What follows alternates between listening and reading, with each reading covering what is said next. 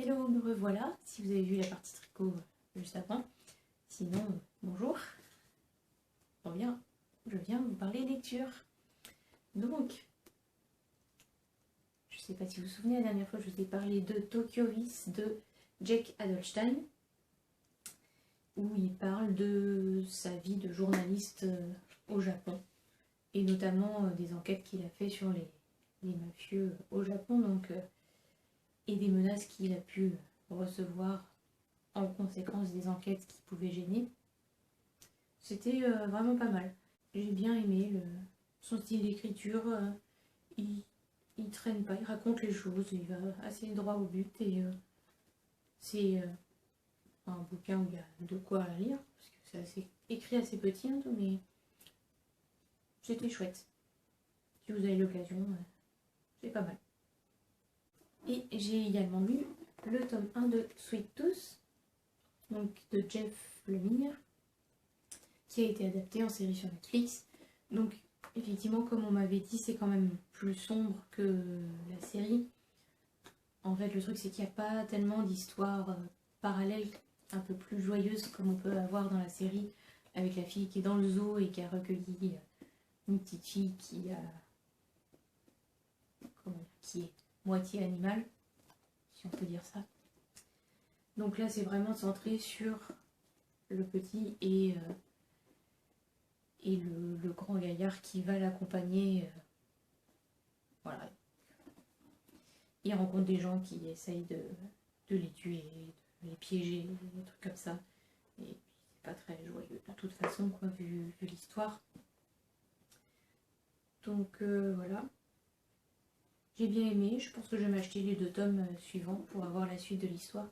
Alors si vous ne connaissez ni le comics ni la série, je vais vous lire la 4e de couve pour que vous ayez une idée de quoi ça parle. 10 années se sont écoulées depuis la mystérieuse pandémie qui frappa la Terre et décima la quasi-totalité de la population. De celle-ci naquit une nouvelle espèce, mi-homme, mi-animal. Gus fait partie de ces enfants hybrides dont on ignore tout, livré à lui-même depuis la mort de son père.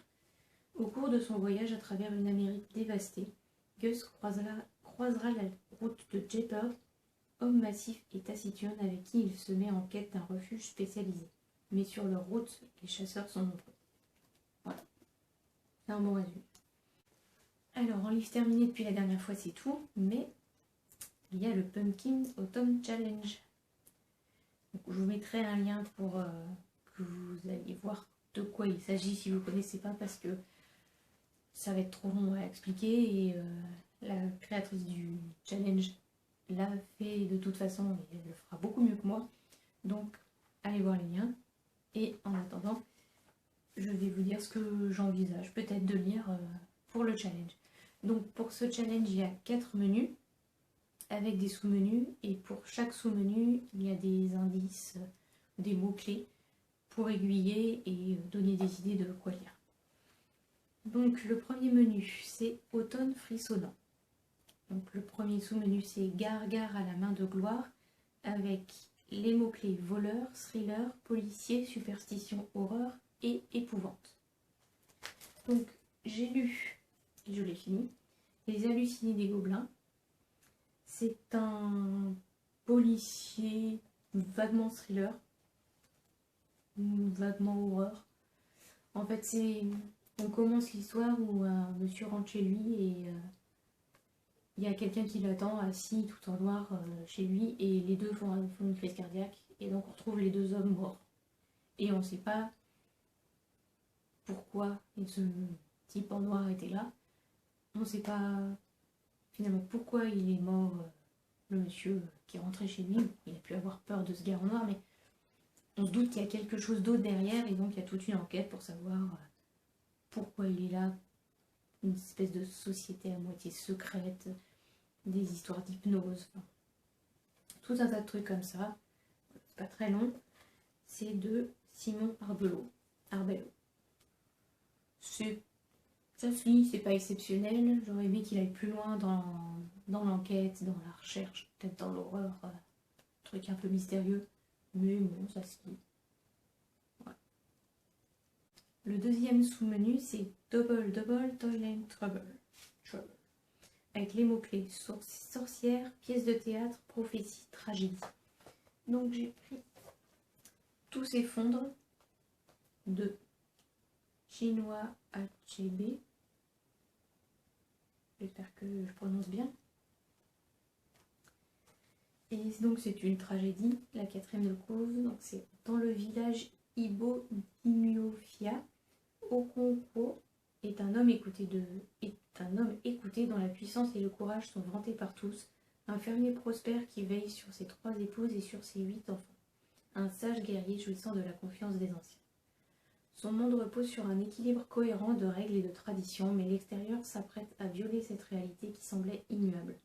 Les missionnaires d'abord, les colons britanniques ensuite, vont bouleverser irrémédiablement l'existence de tout un peuple.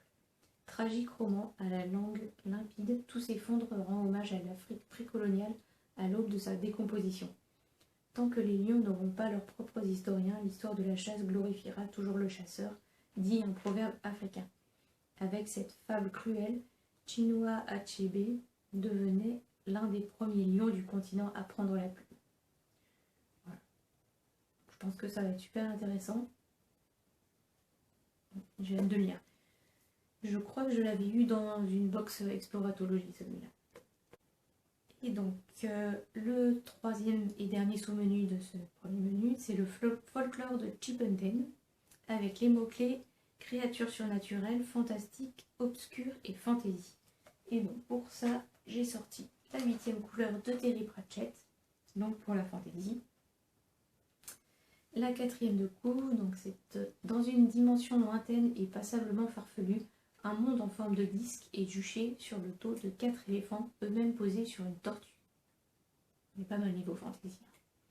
À Ankh-Morpork, l'une des villes du disque-monde, les habitants croyaient avoir tout vu. Et 2 fleurs avaient l'air tellement inoffensif avec son bagage de bois magique circulant sur une myriade de petites jambes, tellement inoffensif que le praticien a chargé le calamiteux sorcier Rincevent de sa sécurité dans la cité quadrillée par la guilde des voleurs et celle des assassins. Car 2 fleurs appartient à l'espèce la plus redoutable qui soit, c'est un touriste. C'est un cycle, donc si celui-là me plaît, j'achèterai les autres. C'est le cycle des annales du disque-monde. Ensuite, on passe au menu 2, c'est automne, douceur de vivre. Avec, pour ce menu, 4 sous-menus. It's just a bunch of hocus pocus. Donc Halloween, les mots-clés sont Halloween, Samhain et automne. Pour celui-là, j'ai rien mis pour l'instant. Alors on a la possibilité de lire, mais on a aussi la possibilité de regarder des films ou des séries, voilà. Donc il y aura moyen de trouver un truc au moment d'Halloween sur Halloween avec des sorcières ou un truc comme ça. Ça devrait le faire. Le deuxième sous-menu, c'est « Et Gigi, tu ne trouves pas que ça sent drôlement bon ?» à la Gutyoki Panja. Merci. Les mots-clés sont « Parcours initiatique, jeunesse, famille, nourriture ». Pour ça, j'ai choisi « Le ventre de Paris » de Zola, donc, qui est le tome 3 des Rougon-Macquart que je vous ai dit que j'ai entamé. Là, c'est pour plus le côté nourriture. Je vais vous lire la 4e de couve et vous allez comprendre. Florent, arrêté par erreur après le coup d'État du 2 décembre 1851, s'est évadé du bagne de Cayenne. Il retrouve à Paris son demi-frère qui, marié à la belle Lisa Macquart, fait prospérer l'opulente charcuterie Quenu Gradel.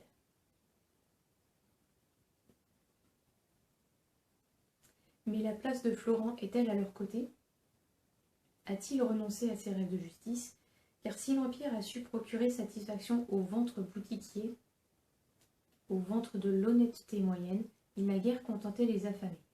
C'est dans les halles centrales de Paris récemment construites par Baltard que Zola situe le 3e épisode des Rougon-Macquart. Après la course aux millions décrite dans la Curie, ce sera la fête du ventre de Paris, ses amoncellements de victuailles, ses flamboiements de couleurs, ses odeurs puissantes. Donc voilà, ça me semble parfaitement rentrer dans le thème. Ensuite, le 3e sous-menu, c'est « Il suffit de se souvenir de rallumer la lumière » avec comme mots-clés « Feel good, santé mentale et émotion ». Deux livres de côté, plutôt côté... si, c'est 3 mots-clés. Le premier, c'est Oser l'optimisme, 10 clés pour réenchanter votre quotidien de Catherine Testa, qu'on m'avait conseillé. Pourquoi pas, hein, ça va être feel good, je pense. On verra. A priori, je pense que ça devrait rentrer. Et sinon, j'ai l'hypersensibilité pour les nuls de Saverio Tomasella et Cédric Vitali. Voilà, qui rentre bien niveau côté émotion, je pense. Et enfin, le quatrième sous-menu, j'ai un dragon et j'hésiterai pas à faire feu. Donc, je pensais à re-regarder Shrek, hein, tant qu'à faire. Et donc, je vous ai pas dit les mots-clés humour, illustré, anthropomorphisme et animaux. Donc, la citation venant de Shrek, je pense re-regarder Shrek. Et sinon, j'ai Les lames du cardinal de Pierre Pével. On va me dire quel rapport. Et je vais vous lire la quatrième de couvre aussi. 1633, sous le règne de Louis XIII, le cardinal de Richelieu veille à la bonne marche du royaume de France, de plus en plus menacé par l'Espagne et ses nouveaux alliés, les dragons. Or, à situation exceptionnelle, moyen exceptionnel, le cardinal se voit contraint de faire appel à une compagnie d'élite qu'il avait lui-même dissoute. Sous le commandement du capitaine Lafargue, les bretteurs les plus vaillants et les plus intrépides que possède le royaume sont ainsi réunis pour former à nouveau les redoutables lames du cardinal. Donc voilà, c'est une sorte de mélange entre Alexandre Dumas et la fantaisie. Donc, ça fait un moment que je l'ai, celui-là. Ce sera peut-être l'occasion de le lire. Et sinon, j'ai mis aussi De bons présages de Terry Pratchett, qui a fait la 8e couleur aussi, et Neil Gaiman.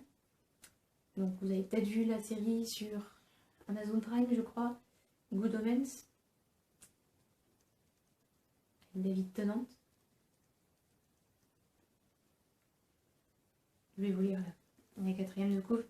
L'apocalypse aura lieu samedi prochain après le thé. Ainsi en ont décidé d'un commun accord les forces du bien et celles du mal. L'Antéchrist va fêter ses 11 ans.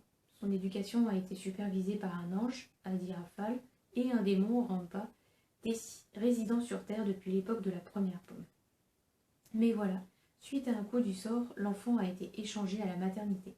Le véritable Antéchrist se nomme Adam et vit dans la banlieue de Londres. Et ça change tout. Une course contre la montre commence alors pour l'ange et le démon qui, finalement, se disent que la race humaine ne mérite pas son sort. Et ça, donc, c'est plutôt pour le côté humour. Du coup, si vous avez l'occasion de regarder la série, regardez-la. David Tennant, il est excellent. Comme toujours, dans Jessica Jones, il est excellent et dans Doctor Who aussi. Donc, voilà. Et ça m'avait donné envie de lire le livre, de voir la série, donc ce sera peut-être l'occasion de le lire enfin. Le 3e menu, c'est Automne enchanteur. Il y a 3 sous-menus. La lunette de pierre, c'est extra quand on veut voir ce qui ne se voit pas. Avec les mots-clés petit peuple, féerie, nature et nature writing. Alors, j'ai mis de côté 2 livres. Les gnomes, que j'ai découvert chez Mimi l'année dernière et que j'ai trouvé sur Momox en occasion. Et donc, niveau petit peuple, féerie, c'est pas mal ça. Ça décrit toute la vie du gnome depuis les mots et remèdes qu'il peut avoir, sa taille. C'est comme un livre d'histoire naturelle sur les gnomes. Voilà. Donc j'ai commencé petit à petit, c'est marrant. Et il y a de belles illustrations. Alors, moi j'ai pris la version française, c'est mis à la version anglaise. C'est plutôt sympa et ça rentre bien dans le stand du coup. Et sinon j'ai pris Là où chantent les écrevisses que m'a offert ma collègue pour mon anniversaire. Trop gentil. Et donc la 4e de couverture, c'est Les rumeurs les plus folles courent sur la fille des marais de Barclay Cove en Caroline du Nord. Pourtant Kia n'est pas cette créature sauvage et analphabète que tous imaginent et craignent. Abandonnée à l'âge de 10 ans par sa famille, c'est grâce au jeune Tate qu'elle apprend à lire et à écrire, découvre la science et la poésie. Mais Tate, appelée par ses études, doit partir à son tour. Et lorsque l'irréparable se produit, elle ne peut plus compter que sur elle. Donc voilà, niveau, j'ai mis pour le côté nature, parce que une citation du Monde là qui dit un superbe hymne à la nature. Donc ça devrait rentrer dans ce thème. Le second thème, c'est nom d'une dune, avec les mots-clés écologie, anticipation, science-fiction post-apocalyptique. Et j'ai sorti Hyperion 1 de Dan Simmons, qui est de la SF. Voilà. Est-ce que je vous lis la quatrième de couve? Oui? Bon, allez. Quand les 7 pèlerins se posent à Hyperion, Quand les 7 pèlerins se posent à Hyperion, le port spatial offre un spectacle de fin du monde. Des millions de personnes s'entassent derrière les grilles. Les habitants de la planète sont sûrs que le Krich va venir les prendre et ils veulent fuir. Mais l'hégémonie ne veut rien savoir. Une guerre s'annonce et les routes du ciel doivent être dégagées. Et tout ce que le gouvernement a trouvé, c'est d'envoyer les 7 pèlerins. La présidente le leur a dit d'emblée, il est essentiel que les secrets des tombeaux du temps soient percés. C'est notre dernière chance. Mais les pèlerins n'y comprennent rien, c'est tout simple, ils ne se connaissent même pas entre eux. Heureusement, le voyage leur permettra de se rapprocher, chacun raconte son histoire, et l'on s'aperçoit vite que nul n'a été pris au hasard. Celui qui a fait la sélection au fil des confidences paraît bien avoir fait preuve d'une lucidité diabolique et d'une cruauté raffinée. Apparemment, Dan Simmons, c'est plutôt un spécialiste de la terreur, et par contre, Hyperion, c'est bien de la SF. Donc nom d'une dune, Hyperion. Et enfin, le troisième thème pour ce menu, c'est princesse avec les mots-clés inclusivité, LGBTQI+, et féminisme. Donc, j'ai sorti Sorcière de Mona Chollet, que je n'ai pas encore lu. Je pense qu'on ne présente plus ce livre. Les sorcières, la puissance invaincue des femmes.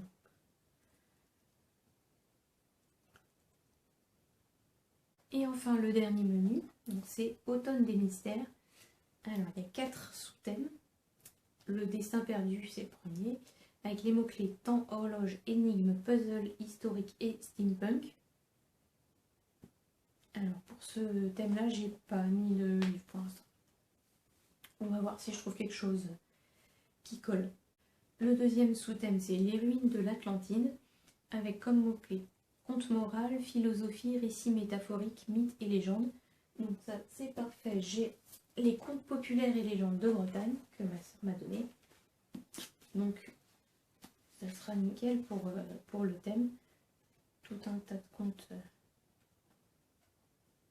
que je ne connais probablement pas, puisque moi je suis pas bretonne, donc ça devrait être chouette à lire. J'aime bien tout ce qui est mythes, légendes, les contes, des trucs comme ça. Donc voilà. Ensuite, le troisième thème, c'est En avant Yvette Tempête, avec comme mots-clés aventure, archéologie, artefacts et voyage. Alors, pareil, j'ai 2 livres. Alors, j'ai sorti Ressac de Didi, que j'ai eu du mal à trouver parce qu'au début, je crois que c'était une BD, parce que j'avais pas trop creusé, j'avais juste vu des gens dire que c'était bien, et je me suis dit, oh, je vais aller voir. Et non, en fait, Didi, d'habitude, elle fait de la BD, mais là, c'est de la littérature. Donc, en fait, c'est l'histoire d'une fuite. En fait, il lui arrivait un truc pas marrant, et du coup, elle est allée en Bretagne pour se remettre un peu. Et donc, voilà, niveau voyage, ça devrait rentrer dans le thème. Et de toute façon, sinon, j'ai en cours La Horde du Contrevent d'Alain Damasio. Et en fait, leur vie entière est un voyage à cette horde, donc forcément, ça rentrera dans ce thème. C'est fou comme écriture. C'est... comment décrire ça? En fait, déjà, vous voyez, c'est écrit tout petit. Dans le genre des choses pas normales, on commence à la page 701 pour terminer à la page 1. Et en fait, alors, à chaque début de paragraphe, en fait, il y a un symbole. Et le symbole veut dire que c'est un des personnages qui parle. Et donc moi j'ai le marque-page qui va bien avec les symboles et le nom du personnage qui parle. Du coup. Mais il y en a un paquet. Donc en fait, bon, il y a des personnages qui reparlent régulièrement, genre le scribe, forcément il parle plus souvent que certains autres. Donc lui, je sais quand c'est lui qui parle, mais il y en a qui parlent pas beaucoup. Et donc t'es obligé de t'arrêter, de regarder qui lit. Tu peux pas lire ça en diagonale, genre vite fait. Voilà, faut prendre le temps de le lire. Et surtout au début, ils sont pris du coup dans une tempête, quoi, en gros. Et en fait, on passe sur des tout petits paragraphes avec des personnages qui changent tout le temps, donc de façon de parler, etc. Et on est pris dans la tempête avec eux sur ce rythme très court de paragraphes et c'est assez fou. Je savais qu'il avait une exigence au niveau de son écriture assez incroyable, quoi, mais ouais, c'est comparé au livre dont j'ai pu vous parler cet été où je disais ouais, ça se lit, mais bon voilà, ça c'est bon. Donc je ne peux que le conseiller.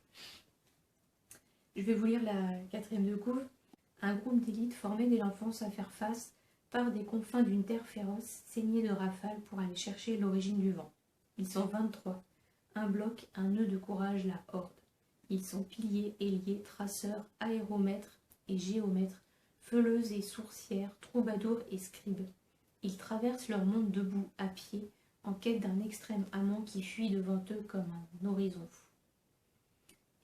Et ensuite, donc il y a écrit « Expérience de lecture unique. La Horde du Contrevent est un livre univers qui fond d'un même feu l'aventure et la poésie des parcours, le combat nu et la quête d'un sens profond du vivant qui unirait le mouvement et le lien.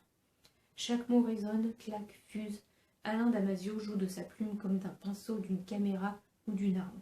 Chef-d'œuvre porté par un bouche à oreille rare, le roman a été logiquement récompensé par le Grand Prix de l'imaginaire. » Effectivement, c'est assez incroyable comme écriture, hein. On n'en a plus beaucoup des écrivains comme ça. Après, voilà, pour écrire ce livre, je crois qu'il s'est isolé pendant plusieurs mois au milieu du maquis en Corse pour être tout seul et être pris dans les éléments. Enfin, voilà, il y a un vrai sacrifice de sa vie pour arriver à écrire ce genre de livre. On ne fait pas ça comme ça en écrivant après le boulot le soir. C'est clair que c'est quelque chose. Mais ouais, c'est vraiment impressionnant. Ce qui m'a donné envie de le lire, alors j'avais vu Bobine et Pelote parler de ce livre, ça m'avait donné envie de le lire, et je l'ai écouté je vais vous dire ça, dans un podcast Arte, où les écrivains parlent de leur écriture.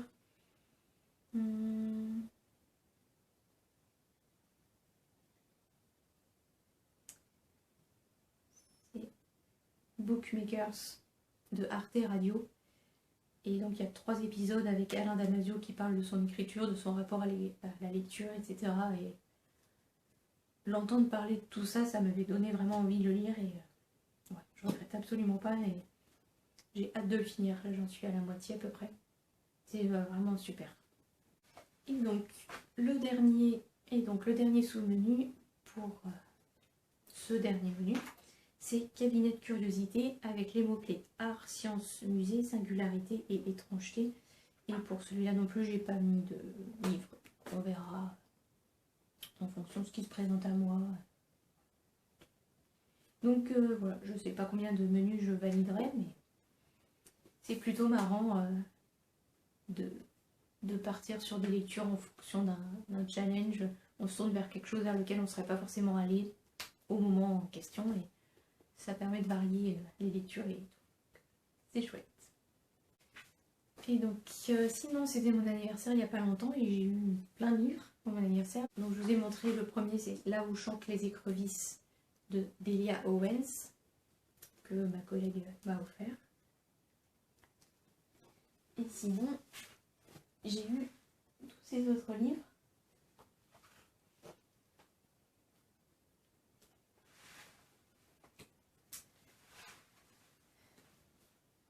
Mes parents m'ont acheté un Q84 que j'ai déjà lu, mais c'était il y a longtemps et je me souviens plus bien de l'histoire et j'avais envie de le relire. J'aime bien l'écriture de Murakami, donc voilà. En plus, je les trouve plutôt sympas, ces couvertures. C'est coloré, ça change des livres poche blancs classiques. 10-18, je trouve qu'ils s'amusent bien avec leur couverture, c'est sympa. Donc voilà, 3 livres. Je vais peut-être vous lire la 4e de couverture d'un Q84 si vous ne connaissez pas. Entre l'an 1984 et le monde hypnotique de 1Q84, les ombres se reflètent et se confondent.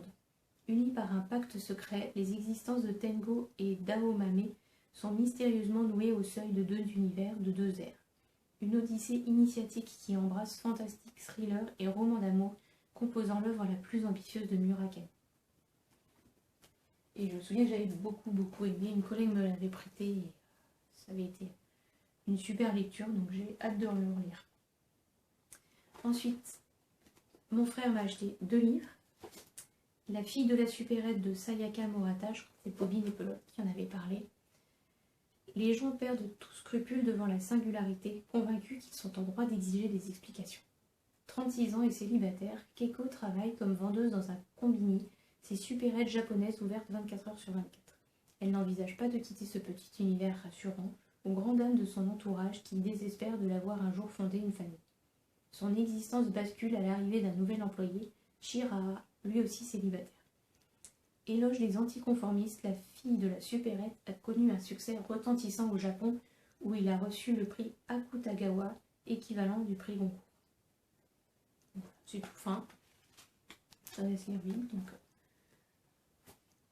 on verra ce que ça donne. Et il m'a pris Mrs. Dalloway de Virginia Woolf. Virginia Woolf, j'ai lu Une chambre à soi. J'ai aussi... J'ai Journal d'un écrivain, que j'ai pas encore lu. Mais pareil, les éditions 18, la couverture est super. Et donc, j'avais envie quand même de lire la fiction qu'elle avait pu écrire. Donc voilà, Mrs. Dalloway. Une journée dans la vie d'une femme. Vivant dans la haute société anglaise au lendemain de la Première Guerre mondiale, l'héroïne s'interroge sur ses choix. Pourquoi n'a-t-elle pas épousé l'homme qu'elle aimait vraiment qui lui rend visite ce jour-là? Ses souvenirs, ses angoisses. Pourquoi est-elle si frappée par la mort d'un ancien militaire qui ne s'est pas remis de la guerre, pourtant un parfait inconnu pour elle? Crise existentielle qui mène à un dédoublement de personnalité aux portes de la folie.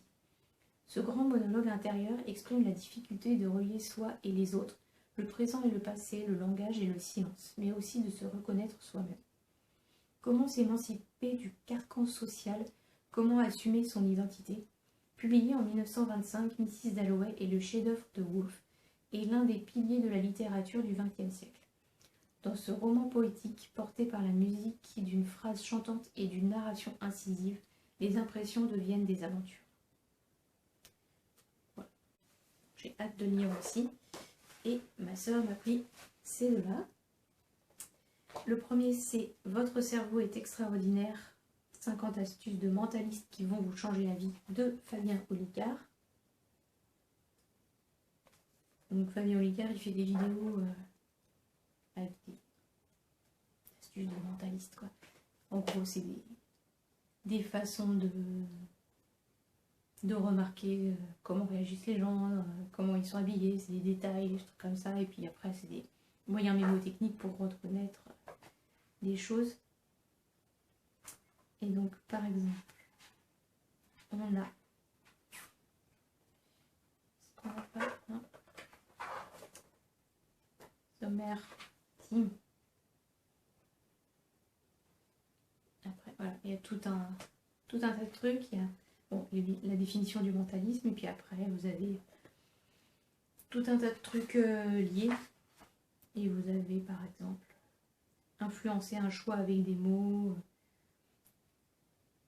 Comment aborder un inconnu, connaître tous les jours de l'année, les micro-expressions du visage, visiter son palais mental, c'est très Sherlock Holmes, faire des rêves lucides, réussir un oral, réussir un entretien d'embauche, se motiver dès le réveil, détecter un mensonge, booster sa créativité,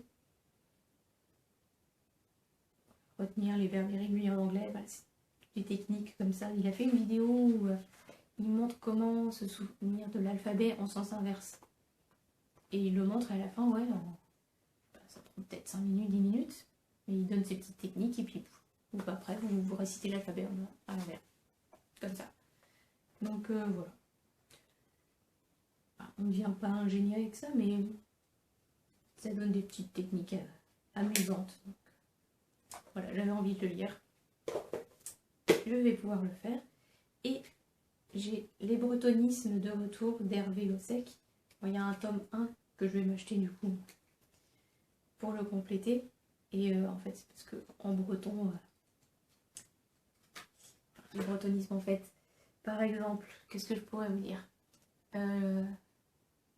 mes collègues ils disent beaucoup envoyer pour amener. Par exemple, je sais pas, ils vont vous parler d'un bouquin et puis dire ah bah si tu veux je te l'envoie demain. Pour dire bah, je vais te l'apporter demain pour que tu le vois quoi. Et il y a plein de trucs comme ça, en tout cas à Brest, les gens ont l'habitude de dire, qui sont un peu bizarres. C'est français mais pas tout à fait quoi. Et en fait c'est parce que ça vient du breton, des formulations, des mots utilisés un peu pas tout à fait à propos quoi. Donc je me suis dit qu'en tant que non-bretonne habitant en Bretagne, ça pourrait toujours être amusant d'avoir ce genre de bouquin. Typiquement, les Bretons ils disent souvent mignon, mignonne pour parler de quelqu'un. Oh salut mignon ou oh salut mignonne. Toi t'arrives, t'es là. Qu'est-ce qu'il lui prend lui? Et en fait, un de mes collègues qui parle breton m'a dit bah oui mais mignon ou mignonne ça veut dire ami. Enfin, en breton c'est ami. Donc il dit salut l'ami, il ne dit pas salut mignonne en fait. Mais quand t'es pas breton, t'es là. Ok. Et il y a plein de trucs comme ça qui sont des mauvaises traductions du breton en fait. Et typiquement, il y a le fameux plouc qui vient du breton plouc parce qu'il y a plein de villes en fait en Bretagne, en tout cas dans le Finistère, qui commencent par Plou parce que Plou c'est la paroisse. Plouzané, Plougastel, voilà, ce genre de ville. Et du coup, les Bretons qui avaient immigré hors Bretagne, ils disaient qu'ils venaient de Plouzané, Plougastel ou autre. Et donc, ils se faisaient appeler les Ploucs, quoi. Et donc, ça vient de là. Typiquement, l'emploi torpen, casse-tête, du verbe envoyer. Bref, je vais lire ça, je pense que je vais plutôt m'amuser et retrouver des trucs qu'on m'a dit et me dire ah bah ok, c'est pour ça qu'il a formulé ça comme ça. Donc c'est plutôt chouette. Et enfin, je voulais vous parler, puisqu'on approche un petit peu d'Halloween, même si ça rentre pas dans le Pumpkin Autumn Challenge, d'un podcast. C'est le Bureau des Mystères. Si vous aimez les histoires un peu mystérieuses, qui font un peu peur, qui parlent un peu de fantômes, trucs un peu bizarres, il y a le podcast du coup, le Bureau des Mystères. Alors le dernier épisode date d'il y a 1 an. A priori ils ont arrêté ou en tout cas mis en suspens, mais il y a quand même pas mal d'épisodes. Et donc moi j'en ai écouté que 2. Parce qu'ils durent 1 heure à peu près chacun. Mais c'est plutôt marrant. Et puis ils essayent de trouver l'explication quand il y a une histoire un peu bizarre. Des fois ils ont une explication tout à fait rationnelle, scientifique, et puis des fois pas, et on ne sait pas trop, ça reste un peu mystérieux. Donc c'est plutôt marrant à écouter en cette période proche d'Halloween. Donc voilà, je vais m'arrêter là, je vais aller ranger tous les bouquins que j'ai balancés sur mon lit. J'espère que ça vous aura donné des idées de lecture, et si vous avez envie de me dire ce que vous avez lu, ou ce que vous allez lire pour le Pumpkin Autumn Challenge, dites-moi ça en commentaire.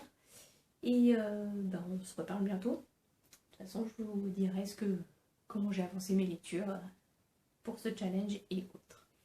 À la prochaine!